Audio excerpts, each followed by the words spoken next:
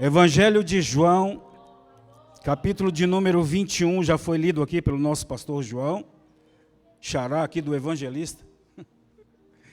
Vamos ler somente o versículo 5 e 6.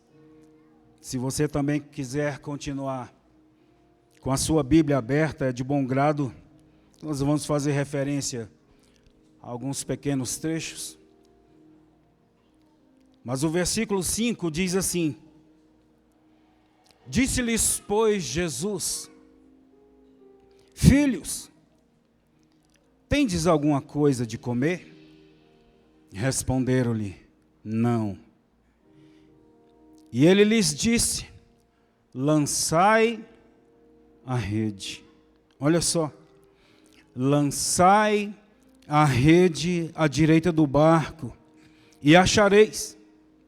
Lançaram-na, pois, e já não a podiam tirar pela multidão dos peixes. Aleluia. Estava meditando nessa palavra já há um bom tempo. E culminou também do encerramento do livro da ETAD, que foi os Evangelhos. Os meus alunos aqui da ETAD vão poder confirmar isso.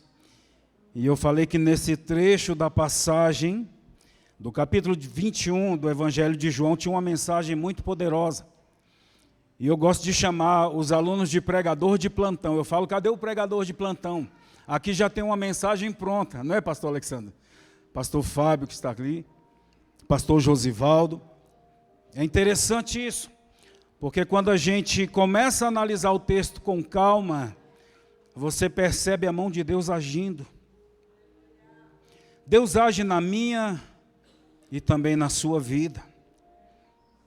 O que não nos faz parar, o que não nos permite parar, é o agir de Deus, é a misericórdia dele em todo o tempo. É Deus, através do teu Espírito, nos movendo, essa força motriz que nos faz caminhar. E o interessante é que no contexto, quando a gente começa a analisar, depois da ressurreição do Senhor Jesus, nós podemos ver aqui os discípulos talvez desanimados, porque até então estavam presentes ali o tempo todo com o Senhor Jesus, aprendendo diretamente com o Mestre. E eu gosto de dizer a faculdade de Deus aqui na terra, aonde ele reúne um círculo fechado de 12 e diz para esses 12 que era imperioso que eles também fizessem discípulos. Esse é o ID. É imperioso que eu e você simplesmente não fique de braços cruzados, sentado culto após culto, ouvindo a palavra, mas que a gente também se levante para fazer esta grande obra. E nós olhando aqui no contexto, a gente analisa a situação de homens que enxergaram a crucificação do seu líder, do seu mestre. Como não estaria o emocional dessas pessoas? Como não estaria o emocional desses discípulos? Porque agora, Jesus morto, crucificado, talvez desanimados, e a Bíblia vai dizer que ao terceiro dia Jesus ressuscita. Ao ressuscitar, Jesus se encontra primeiro com algumas mulheres, e é interessante que elas reconhecem o Senhor Jesus pela voz. Quando Jesus fala com elas, uma delas diz: Rabone, o meu Senhor ressuscitou. E é sobre este Jesus ressurreto que nós estamos aqui nesta noite, para render-lhe glórias e graça. Mas veja, ainda assim teve alguns que duvidaram, como Tomé. Teve alguns que não creram, que foi preciso o próprio Senhor Jesus olhar para ele e dizer: Tomé, toque nas feridas, toque aqui do meu lado e veja que verdadeiramente sou eu. Mas bem-aventurado aqueles que não viram e creram. Bem-aventurados somos nós, irmãos, que estamos aqui neste templo hoje, não pudemos ter a oportunidade de ver o nosso Senhor Jesus naquela época. Nós não fomos conclamados para a sua faculdade particular naquela época, mas bem-aventurados somos nós que temos o selo da marca da sua justiça, o selo do Espírito Santo que habita em mim e habita em você, e que nós podemos sentir este mesmo Senhor Jesus, que agora está à direita de Deus neste lugar, para receber a minha e a sua adoração. Escute isso. E nós temos aqui na pessoa de Pedro um líder nato. Ele já exercia uma liderança por si só, um exímio pescador, um excelente profissional naquilo que fazia. E aqui deixa um exemplo para nós, como cidadãos, que nós devemos também ser exemplo naquilo que a gente faz. Você precisa ser um bom cidadão. Você precisa ser um bom profissional, mas isso também vai acarretar sobre você, sobre seus ombros, responsabilidades. E Pedro tinha essa liderança natural. E veja aqui, no versículo 3, do Evangelho de João, capítulo 21, e aí eu vejo aqui Pedro, já numa situação talvez triste, pelo que havia passado há pouco tempo. E agora Pedro talvez olha para um lado, olha para o outro. Há pouco tempo atrás, tinha negado Jesus 3 vezes. O Senhor Jesus olha para Pedro e diz: Pedro, tu vai me negar 3 vezes. Ele: não vou, vai negar, Pedro. Você vai me negar 3 vezes. E de fato isso ocorre. Agora imagina a situação de Pedro. Como estava o psicológico e emocional de Pedro. Eu quero dizer para você nesta noite que Deus vai curar o teu emocional. Deus vai curar o teu espiritual nesta noite.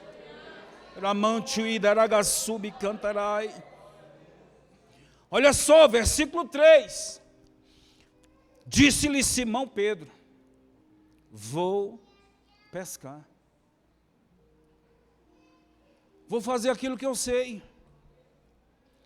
Vou fazer aquilo que eu fazia antes e fazia muito bem. Talvez uma indústria pesqueira, conhecedor profundo de redes, de tarrafas, de anzóis, profissional naquilo que fazia. Vou fazer o quê?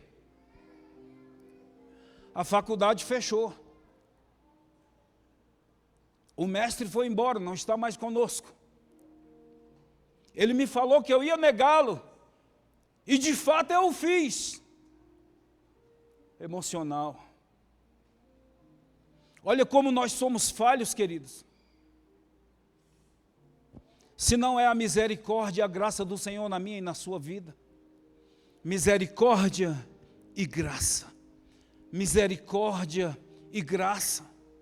Favor imerecido, porque nenhum de nós pode bater no próprio peito e dizer eu sou, como ele mesmo diz, eu sou o que sou. Ele pode dizer eu faço, eu desfaço. Ele faz a ferida e ele mesmo liga a ferida. O Deus Todo-Poderoso. Mas Pedro, um homem que antes daquele dia lindo e maravilhoso de Atos dos Apóstolos, capítulo 2, um homem turrão, personalidade difícil, mas que foi moldado a fogo pelo Espírito Santo, como diz a palavra, que no momento entrou no templo um som como de um vento veemente, impetuoso, e encheu toda a casa. Saiu dali transformado, saiu dali cheio da graça, revigorado, tanque cheio, cheio da graça e da misericórdia de Deus. Mas veja bem, olhando para esta situação, vou pescar. Olha como é a liderança. Você líder, você que exerce uma liderança, você pai, você mãe, Você jovem que exerce uma liderança inata, porque você está na frente de muitas coisas. Aí continua dizendo o texto: disseram-lhe eles, olha só, não estava sozinho, também nós vamos contigo. Vamos pescar. E aí a primeira coisa que a gente aprende nessa mensagem, primeira coisa é: não saia da posição que você foi chamado. Não saia, querido. Qual é a dificuldade? Qual é o problema? Deus conhece a sua luta. Deus sabe do que você está passando. Mas é imperioso que você não saia da posição que Ele te chamou. O amanhã não nos pertence. O amanhã tão somente pertence ao nosso Deus. Se assim não fora, eu e você poderíamos de fato afirmar que amanhã eu faço isso, não tem problema, com convicção de que amanhã nós ainda levantaríamos da cama, respirando e vivos. Mas a cada ar que é insuflado pelos seus pulmões, você pode dizer misericórdia e graça. Misericórdia e graça. É Deus que nos faz permanecer de pé. Não saia, queridos. Quantas dificuldades nós não passamos. E ainda digo mais, que muitas das vezes quando a gente olha para trás, tem pessoas passando dificuldades maiores ainda do que as nossas. As nossas são irrisórias diante de muitas dificuldades que outros enfrentam por aí. A começar pelo pensamento de que hoje nós temos o privilégio de estar dentro desse templo, adorando e bendizendo ao Senhor, enquanto tem muitos que estão no leito do hospital, que não podem estar aqui nesta noite, para também glorificar a Ele. Quiçá estão adorando lá dentro, no leito de um hospital, numa cama. Quantas famílias enlutadas, quantas pessoas que não têm mais a oportunidade de poder bendizer ao nome daquele que vive e reina para todo sempre, porque a oportunidade já fechou, já passou para aquela pessoa, mas para mim e para você ainda dá tempo.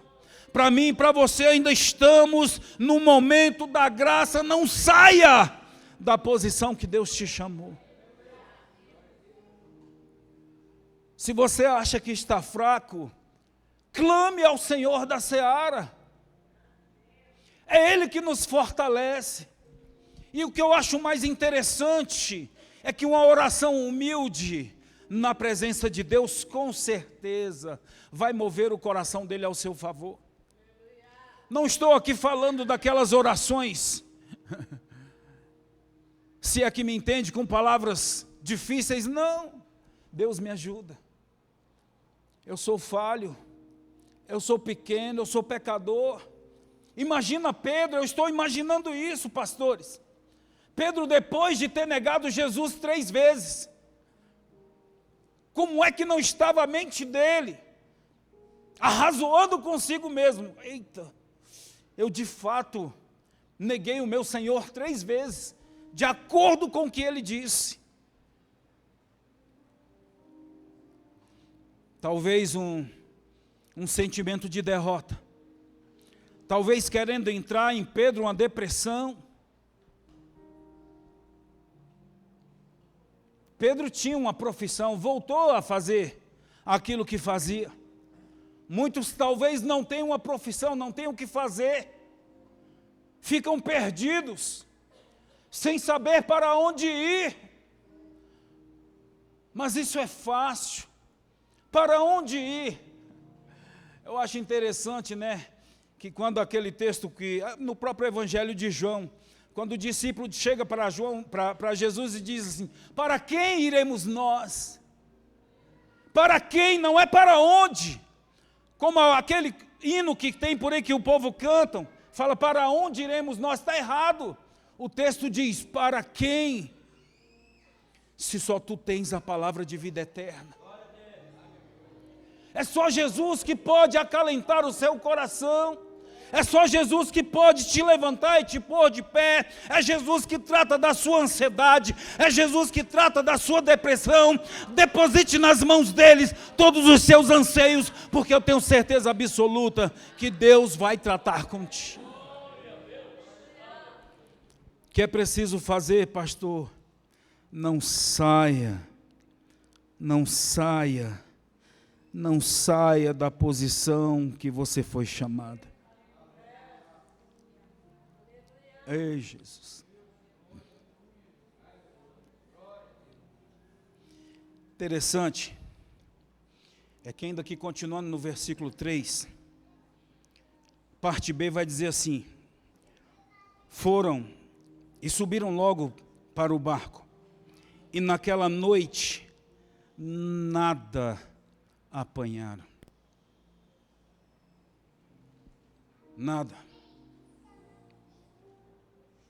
Aí a gente aprende outra coisa que é importante também. Se você voltar um pouquinho aí, alguns capítulos, capítulo 15, versículo de número 5. João capítulo 15, versículo de número 5 diz assim: eu sou a videira, vós as varas. Quem está em mim e eu nele, este dá muito fruto, porque sem mim, ei Jesus, aleluia. Deixa aí, varão, segura aí um pouquinho, tira não. Sem mim, nada podeis fazer. Pedro diz que vai pescar, excelente profissional, capacitadíssimo naquilo que fazia. Leva consigo seus companheiros, liderança. Levou os companheiros consigo, mas o texto vai dizer que trabalharam a noite inteira e nada apanharam. Por quê? Porque estavam sem Cristo, estavam sem Jesus, saíram da posição de que foram chamados. E é interessante que quando lá em João 15, versículo 5 diz: sem mim nada podeis fazer, veja bem, aqui há, em primeiro lugar, uma escolha. É uma eleição. O versículo 16, escute isso. Ei, Jesus. Capítulo 15, versículo 16. Olha o que Jesus diz: não me escolheram vós a mim, mas eu vos escolhi a vós, e vos nomeei para que vades e deis fruto, e o vosso fruto permaneça, a fim de que tudo quanto em meu nome pedirdes ao Pai, Ele vos... Primeira coisa, eleição. Jesus te comissionou. Por que você quer sair da posição? Ele te elegeu para este grande trabalho. Nós somos eleitos, nação eleita, sacerdócio santo do Senhor, com um chamado específico, um chamado maravilhoso, para que a gente anuncie as boas novas. Eu costumo dizer para os meus alunos na ETAD, a boa mensagem do pregador é Cristo. Pregue Cristo, fale sobre Cristo, fale que Ele esteve na cruz pelo meu pecado, pelo seu pecado, mas Ele desceu e ao terceiro dia ressuscitou e hoje está à direita do Pai intercedendo por nós. Essa é a boa mensagem. Ele nos elegeu para isso. Segundo lugar, ainda no versículo 16, ele diz assim: e vos nomeei. Isso fala de capacitação. Ah, pastor, eu estou fraco, não tenho condições. Deus te capacita. Sim, agora veja bem, está achando que Deus vai descer do céu, abrir a sua cabeça e meter a Bíblia dentro? Vai não, não vai mesmo. Eu escolhi uma pessoa para seguir há mais de 20 anos, E achei essa pessoa espetacular pelo conhecimento bíblico que tinha. E eu falei, talvez um dia, se eu me dedicar, e se Deus tiver misericórdia de mim, se eu ler muita Bíblia, talvez um dia eu consiga ficar parecido com ele. Talvez um dia eu consiga conversar com ele assim, ó, de tete a tete de Bíblia, e hoje eu consigo isso, pela misericórdia de Deus. Mas está ali minha esposa lá atrás, ela via quantas madrugadas eu passava acordado, preparando aula, meditando na palavra, estudando a palavra. Se alguém tem conhecimento bíblico, não titubie no teu pensamento. Foi porque foi buscar, foi porque foi estudar. Se alguém conhece de música, toca muito, é porque foi estudar, obviamente. Deus te capacita, é claro, mas você também tem que dar lugar. Tem que buscar, Senhor, eis-me aqui. Eu quero fazer, eu vou orar, eu vou jejuar, eu vou meditar na palavra. Mas não saia da posição que Deus te chamou. Outra coisa importante, ainda no versículo 16, escute lá, ó, para que vades e deis fruto. Isso fala de delegação de autoridade. Quem nos dá autoridade para falar do seu reino, da sua obra, do seu ministério, é Cristo, é Deus. Pregador, a melhor mensagem do pregador é Cristo. Ainda que você conte algum testemunho particular que se encaixe dentro da mensagem, não tem problema, mas a palavra é Cristo. É isso que nós temos que fazer. Deus nos capacita para isso. Deus nos delega autoridade para que nós preguemos. Cadê o irmão Zé Luiz? Aqui, ó. O evangelho puro e sem. Eu falo para ele, pastor Zé Luiz, toda vez que eu prego por aí, eu lembro e falo isso. Ó, lá na igreja tem um pastor, é puro e sem mistura. Porque veja quanto que o mundo está saturado de um evangelho falso, de um evangelho fácil, de um evangelho qualquer, que pode ser de qualquer jeito, que pode vir de qualquer jeito e permanecer desse jeito. Deus nos capacita para uma boa obra, mas para que a gente levante bandeira em nome dEle. Aí agora a gente olha para Pedro, que talvez, com a sua situação emocional difícil, acabei de negar Jesus, talvez nós estejamos numa situação semelhante, arrazoando no nosso pensamento, se nós estamos fazendo a coisa certa ou não. E Pedro pensando nisso,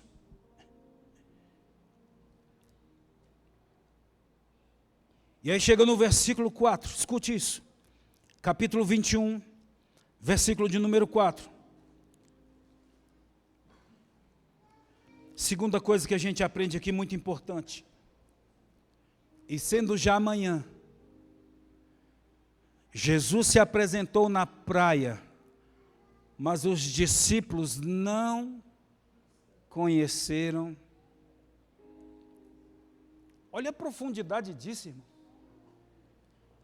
Para analisar isso aí.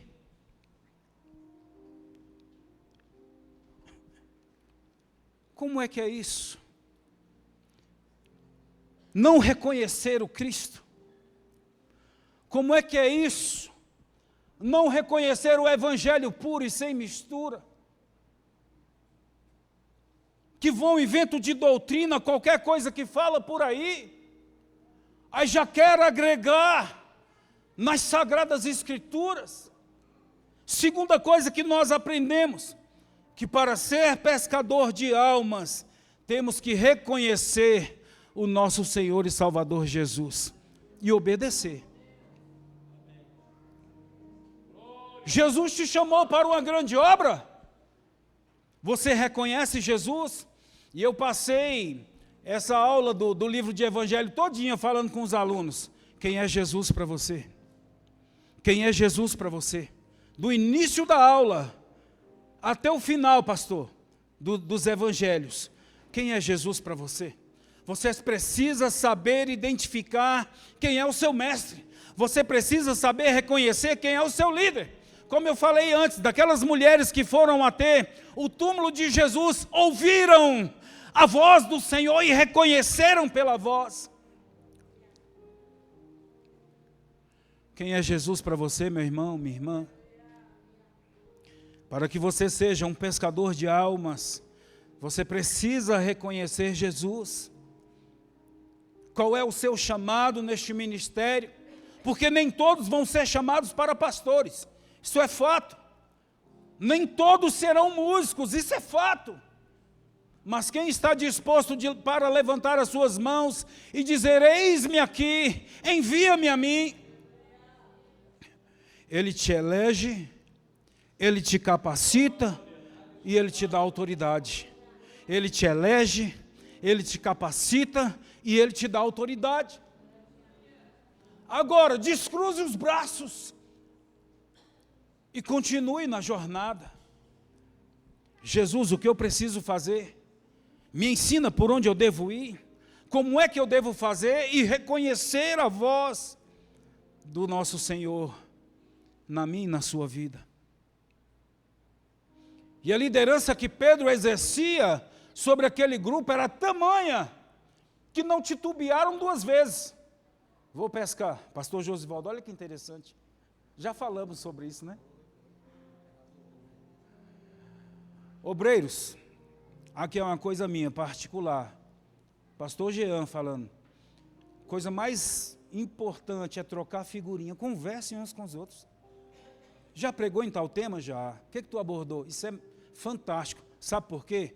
Porque não existe no reino de Deus saber quem prega melhor, quem não prega melhor. Existe para o reino de Deus fazer o ID, ganhar almas. É isso que existe. E quando a gente tem essa conversa, quando a gente troca figurinhas dentro da palavra, o reino é que cresce. Reconhecer Jesus, a liderança que Pedro exercia, e logo aqueles amigos, os companheiros, sem titubear, o seguem. Mas sem a direção, trabalharam a noite inteira, não pegaram nada. Nós dissemos aqui, João capítulo 15, versículo 5, sem o Senhor nas nossas vidas, quem somos nós? Mais um na multidão, apenas mais um na multidão.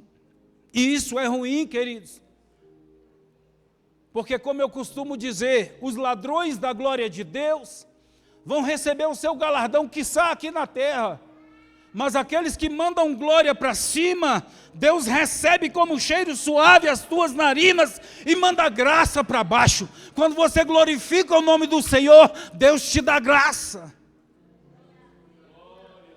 Queridos, é dessa forma. Tudo é para a honra e glória do nome dEle.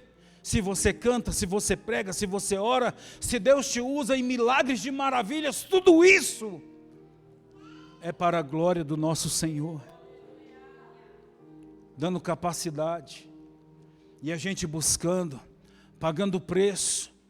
Queridos, não é fácil não, não é da noite para o dia também não, são anos que você vai passar estudando a palavra, buscando, se alimentando disso. E é interessante que não só na leitura da palavra, quando a Bíblia vai dizer lá no livro de Atos dos Apóstolos, que a igreja crescia, porque tinham tudo em comum, mas também caía na graça do povo. Ou seja, a igreja estava impactando o mundo estava vendo o agir da igreja, e a igreja trabalhando para o crescimento do reino. É isso, queridos, tudo em comum. O reino cresce, Deus te dá graça, você não sai da posição, Você aprende que para ser pescador de almas, precisa reconhecer o Senhor Jesus e obedecer ao seu chamado.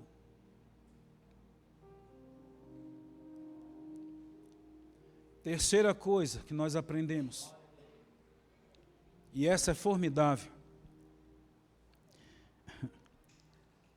Versículo 5. Disse-lhes, pois, Jesus. Olha a pergunta que ele faz. E eu quero parafrasear aqui, se me permitem, por gentileza. É como se o Senhor Jesus olhasse agora para mim e para você e fizesse essa pergunta: tem de alguma coisa aí para comer? Qual é o terceiro assunto, pastor? O que temos nós para oferecer de alimento para aqueles que estão perdidos no mundo? O que temos nós para oferecer para que o reino do Senhor cresça através da minha e da sua vida? Como estamos usando o nosso dom e o talento que Deus te deu, o cajado que está em suas mãos, está tendo bom proveito, está sendo usado da forma correta? Quero voltar lá no capítulo 15, versículo 16, que vai dizer, preste atenção nisso: não me escolheste vós a mim, mas eu vos escolhi a vós e nomeei para que vades e deis fruto, e o vosso fruto permaneça, a fim de que tudo quanto em meu nome pedirdes ao Pai, Ele vos conceda. O que nós temos nas nossas mãos para apresentar como alimento espiritual para aquelas pessoas? Como é que você está utilizando o seu tempo como crente nesta geração tão perversa, numa geração de pessoas de corações obstinados?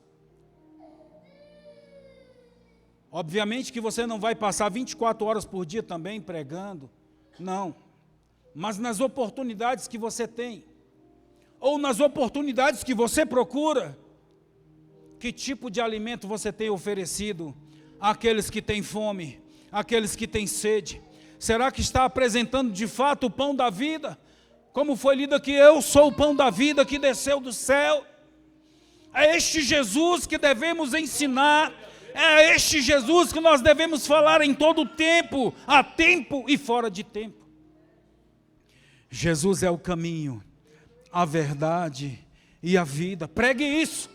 Jesus é o caminho, a verdade e a vida. Diga isso. Aleluia. Deus é tão bom, Deus é tão maravilhoso, que Ele prepara o cenário para restaurar a vida espiritual de Pedro. Ele prepara o cenário para restaurar o emocional de Pedro. Pedro havia negado Ele 3 vezes, Jesus era consciente disso. E talvez muitos de nós aqui nesta noite, passando por situação semelhante e ouvindo palavras torpes, você não pode mais, você não consegue mais, você fracassou, aquele dia você deixou de ir, aquele dia você falou isso, aquele dia você falou aquilo. Deus vai preparar o cenário, Deus vai preparar o dia exato também para fazer esta restauração espiritual, esta restauração emocional na minha e na sua vida. Não se preocupe, queridos. Como disse anteriormente, entrega os teus caminhos ao Senhor, confia nele, e o mais tudo fará. Depois de tudo preparado, já ouvi até uns pregadores dizer assim, que Jesus preparou até um churrasquinho na beira da praia. Já estava lá, está no texto, não é verdade? Está no texto, não é mentira não. É só uma forma diferente de falar, né? Arrumou ali a brasa, peixinho, churrasco. Não é verdade? Comeram. Versículo 15. Vai lá, capítulo 21, versículo 15. Restauração emocional. Restauração espiritual. O homem que havia negado, e que talvez no pensamento daquele pobre moço, cheio de dúvidas, cheio de acusações, agora Jesus prepara tudo, 3 vezes negou. E agora por 3 vezes Deus vai reforçar o chamado. Quem pode levantar sua mão e dizer, eis-me aqui? O Jesus quer pessoas assim. É na nossa simplicidade.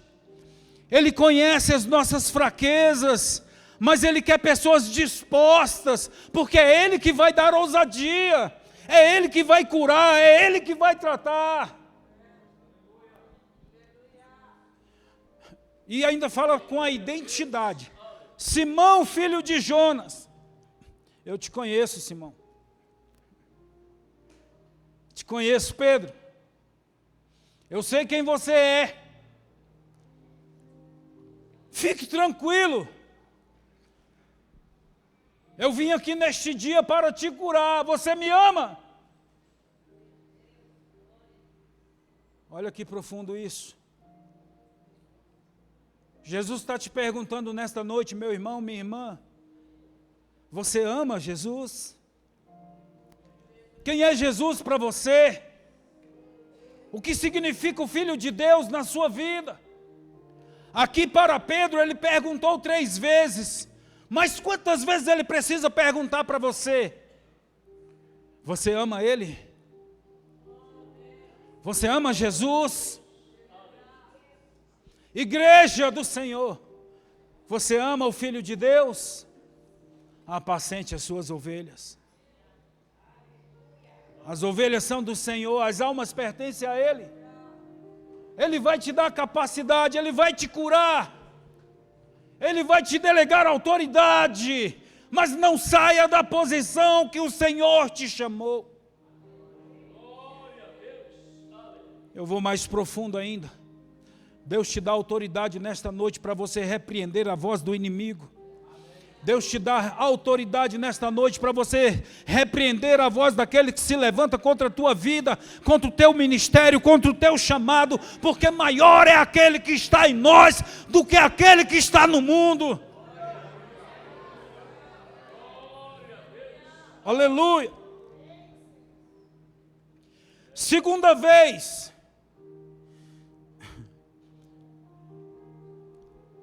Pedro, eu te conheço. Simão, filho de Jonas. Eu te conheço.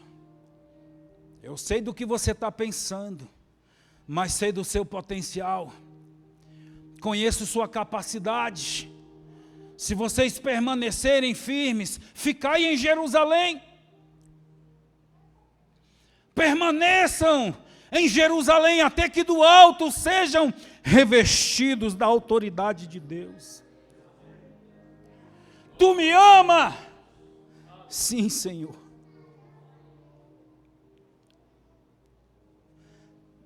Terceira vez, versículo 17. Simão, filho de Jonas, amas-me?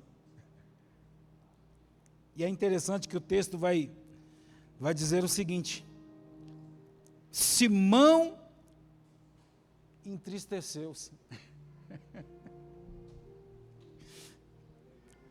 E aqui eu imagino, talvez eu esteja errado, eu imagino que Pedro olhando para si mesmo, enxergando em si a sua fraqueza, os seus deslizes, olhando, porque agora eles já sabiam que era o mestre. Agora eles já tinham convicção de que ele estava diante do Rei dos Reis, Senhor dos Senhores. Tu sabes, Senhor. O Senhor acabou de me dizer que eu sou filho de Jonas. O Senhor conhece a minha essência. O O Senhor conhece o meu DNA. O Senhor conhece o meu deitar, o Senhor conhece o meu levantar. Ainda antes que uma palavra saia da minha boca, o Senhor conhece. Aleluia. É botar para fora. É como quando daquele encontro de Jacó com o Senhor. Como é o teu nome? É Jacó.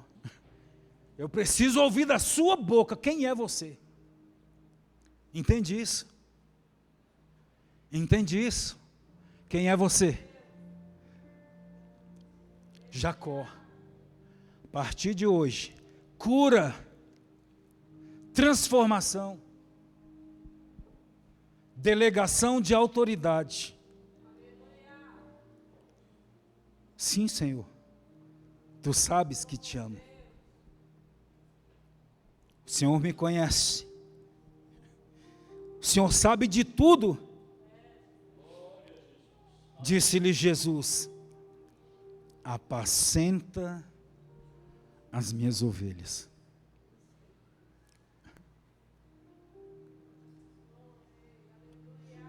Interessante. Porque veja bem, é o Senhor Jesus que está diante de Pedro, e testemunhas ali junto com ele, também ouvindo, enxergando uma cura emocional e espiritual, um chamado específico para liderar, e eu quero te convidar para ficar de pé, em nome de Jesus. Ei, Jesus.